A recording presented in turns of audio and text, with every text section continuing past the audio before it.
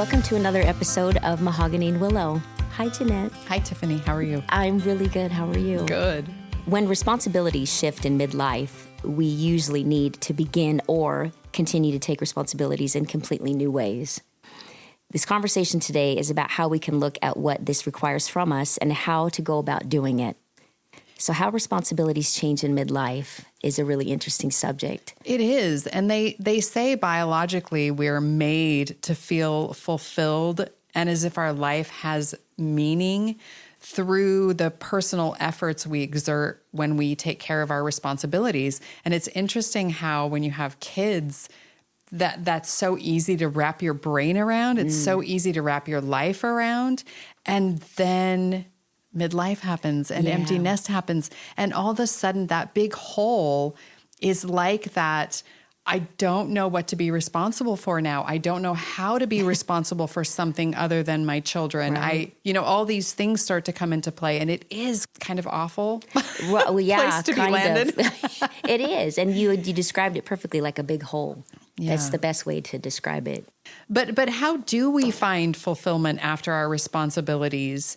How do we create this for ourselves at a time in our lives when our world is basically restructured by not just empty nesting, but all kinds of midlife changes? Right. I mean, sometimes that involves marriages, marriage dissolutions, and sometimes it involves a career change and a health shift. Right. And there's all these other things that kind of come into play. It's not just about when the kids leave home. Right.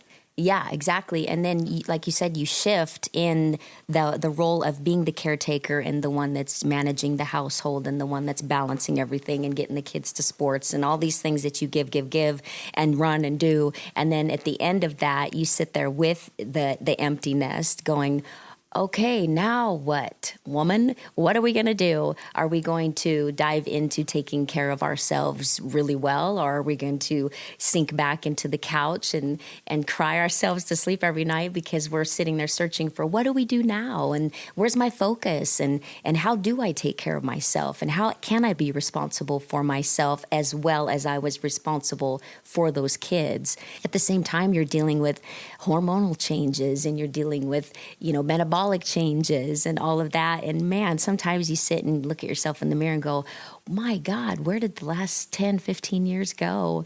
And it's crazy. It makes me wonder if I would have been able to reframe that empty nest, the initial empty nest state, if I had just had the question in my mind of, how do I take responsibility for myself?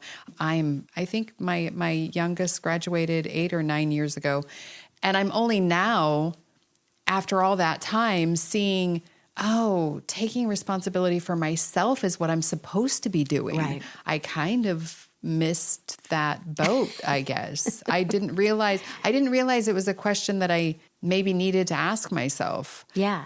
After that happened. I just kind of lived in the big hole for a really long time. Right. And I think, and I hate to gender this, like I think a woman can get lost in that.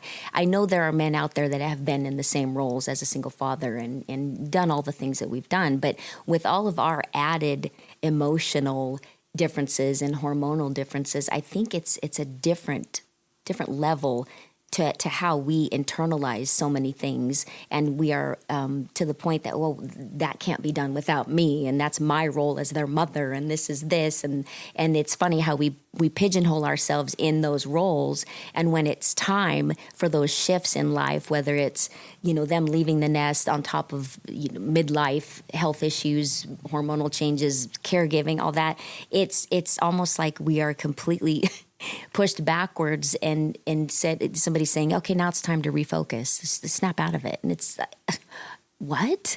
That's impossible. How am I supposed to snap out of that role I've been in for so long? And you expect me to all of a sudden take care of myself when I've not been really taking care of myself for a long time. Yes, to a point, obviously, because you show up, you're accountable, you're there, you take care of everything that needs done. But then when it's turned on yourself, it's really difficult to think, okay, I have to focus all that energy on something different. And that was the part for me after my youngest was gone, was learning how to take all that energy that I had that was just focused on raising her.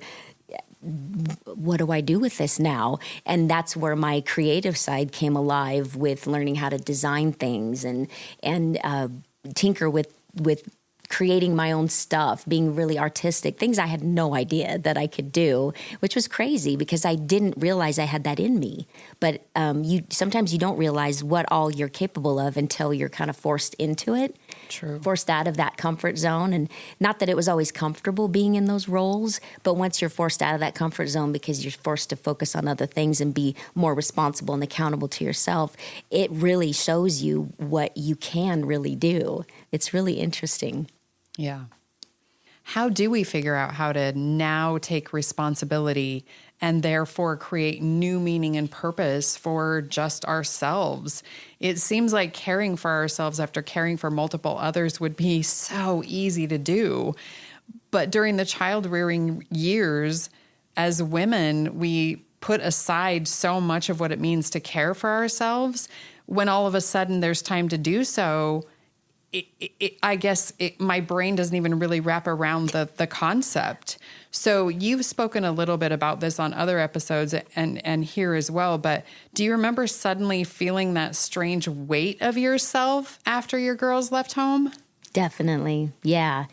I was fearful, honestly, that I would go into kind of a depression because again, when you're a single parent, that level of weight, I think, is even compounded more than if you have that partner in your life that helps out with responsibilities. It's just this crazy feeling of, what am I going to do? And am I capable of doing something different or refocusing myself? Because if I wasn't busy enough, that was the first thing I thought of is, oh my God, I miss my kids so much, because they weren't just down the road. They moved hours away. So it was really hard. And the ability to just jump in the car and go see them wasn't an option. And so I did struggle with that thought of, okay, I can feel that weight coming down on me and that feeling of, I think I'm teetering on possibly getting depressed. And I did everything I could to refocus. And that was key for me, which I have several things I'll mention, a little bit later about what a person can do to keep yourself from diving deep into that hole. For me, it was learning how to refocus and stay busy. And I did have a partner at the time, which I still have him to this day, and I leaned on him quite a bit. And so when he saw me break down, he noticed it, and he was really good at holding me when I needed it and helping me refocus. And then I worked through it, and thank God, because it isn't easy. Right. I guess it's a blessing that when we're handed our first baby, in this new life and all of its new responsibilities, it all unfolds slowly and organically over time. I guess we don't really realize how much of ourselves we've wrapped into that one package. I didn't realize that the package didn't include me. Right. It doesn't. It really doesn't. I mean, it can. Right. I think it can. And I guess if I hadn't, I don't know. And now we're talking hindsight, maybe, maybe if I had known different, I guess I just didn't realize that I wasn't included in that package in my own mind. Right. Until it was done. And then you lost yourself and you're like, well, I was in that package because the package is gone and part of me's gone with it. So yeah. And now I have to figure that out. Yeah. Good luck with that. That's right. Yeah. And it doesn't stop just because the kids were gone. That responsibility, that caregiving responsibility didn't stop there. Right. It shifted into your parents. It shifted into, it could be other loved ones. It could be close friends. It just shifts into something else. So yes, at the same time, we're supposed to go, okay, get up, dust yourself off. You're good, Mom. You've got this. Now focus on you, girl. You've got this. Like everybody would say, encouraging wise, no, now you have time for you. And you're thinking, I know they make it sound like that's a good thing. And in reality, you just sit there staring at the four walls going, what? I don't want to. Right. I'm sorry. I've done this for so long. That doesn't even feel right. It feels foreign to me that we're going to go to the spa and we're going to get massages and whatever. It's like, no, that's you.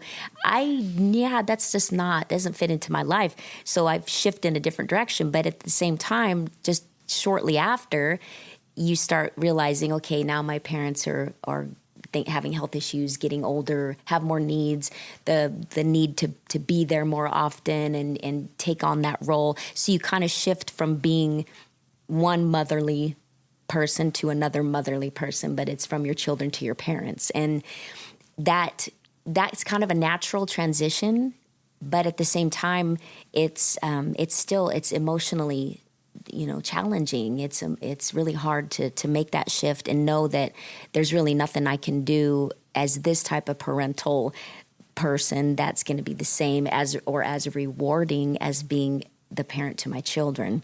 So, well, and it is natural, but it also, when we find ourselves consciously or unconsciously creating the same structure in our lives post kids, do we then hinder our own personal progress? Because that seems to be, for me, what's happened in my life.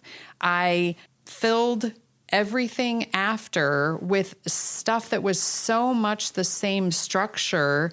Now I'm back to where I probably would have wound up at that point if I had shifted. But now I'm kind of at the same place, looking at the same four walls, thinking, what happened? Because even my after looked very similar with the caregiving, even my farm, just starting to have the animals and all of the responsibilities. I have to be very grounded. I have to be very structured.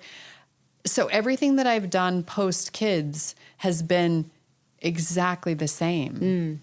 I think that's a really healthy transition, because I think it's going to be way harder for people that go from being that full-time mom, especially the single full-time mom, into total empty nesting without having something else to shift and focus on, whether it is your parents, whether it is the farm, whether it is animals, and to go and, I shifted into other things as well. But if you don't have anything to shift into, then what? That's got to be really, really difficult. Yeah, I can't even imagine that one. Exactly, right? It is hard to imagine. Yeah. Because what do you do with all that energy? That's the thing I keep coming back to, is what to do with all that energy, refocus it on something else. And I think it's super healthy the way you did it, and be so responsible with your caregiving and then also with your farm. I think that's awesome. Right now, within that familiar structure, I'm starting to feel desires start to stir that I had actually pushed aside years ago and forgotten about.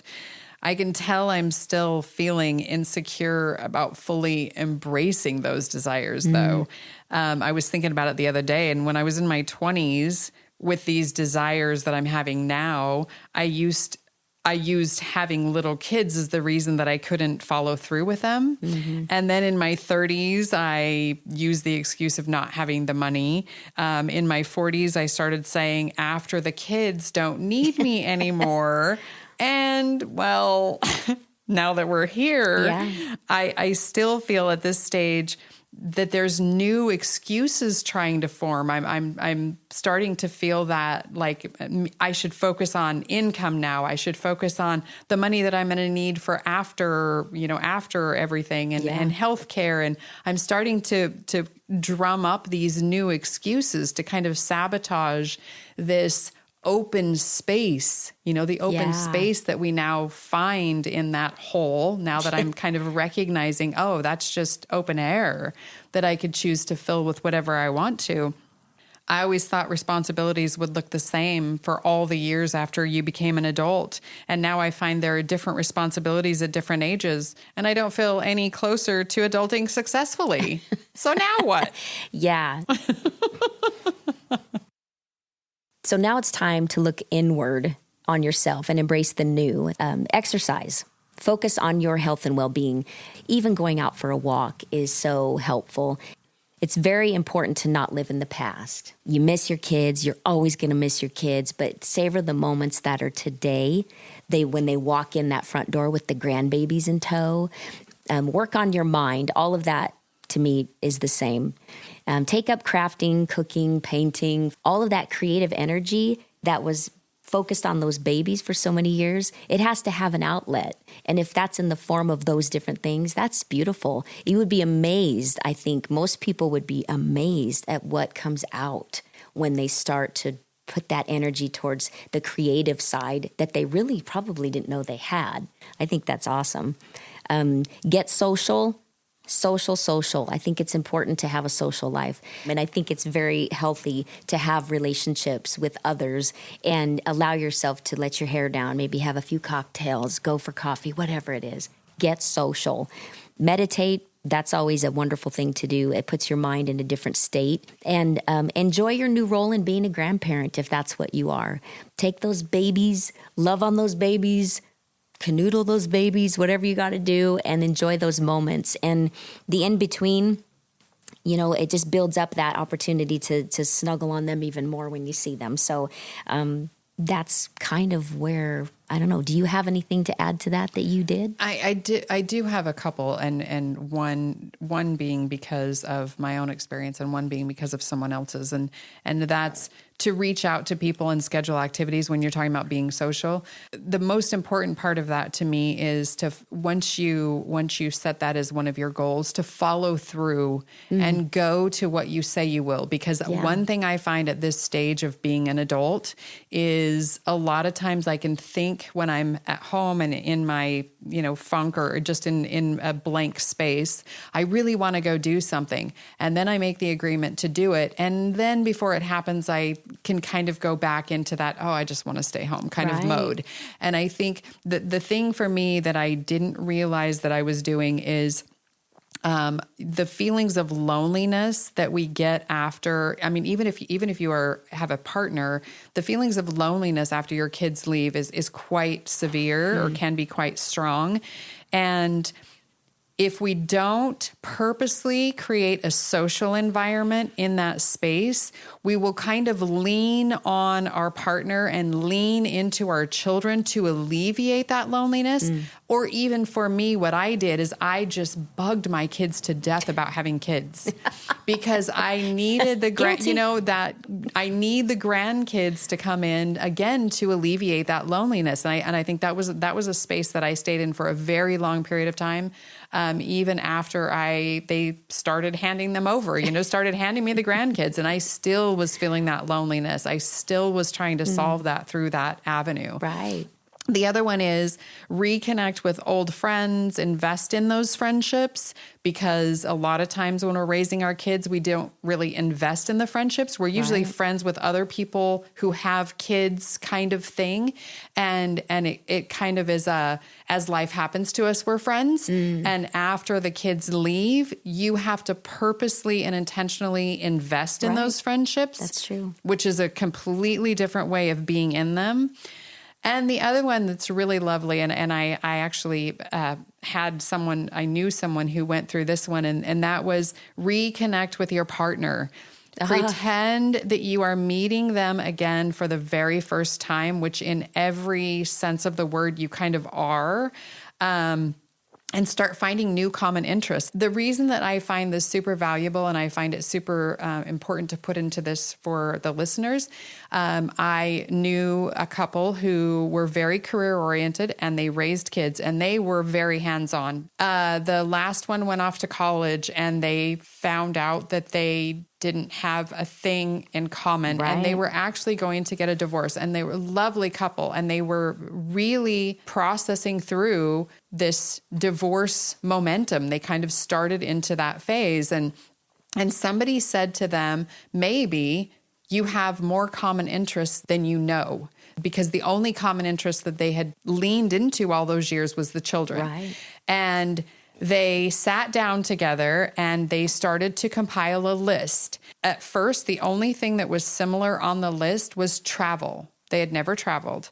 And they immediately said, okay, let's jump on this. And they planned a trip. And I can't remember if the first one was to Italy or wherever. It was something lovely. And they went to Italy. And then when they got back, they planned another trip and they went somewhere else. And then they found out that they loved photography. And then they found out that they loved food. And then they found out that they, okay, you get my meaning. That's awesome. So they purposely and intentionally had to rediscover each other. And I know, I mean, the statistics for divorce at empty nest time is just off the charts. Right. So it's one of those things that if you are in that place, definitely take advantage of rediscovering your partnership. Yeah, no, that's a beautiful thing, because it's easy to lose yourself in raising children, and we've all known people like that. Well, we And lose it's important. ourselves. Yeah. We lose our partner. Yeah. We lose our relationship. I mean, it's almost like that casualty just gets laid Right. at the side of the road when you just don't have time to focus on anything but this other stuff. Right. Yeah, that's beautiful, though. That's very good advice for sure. We really appreciate you guys joining us again for another episode of Mahogany and Willow. Because there's always something important to talk about.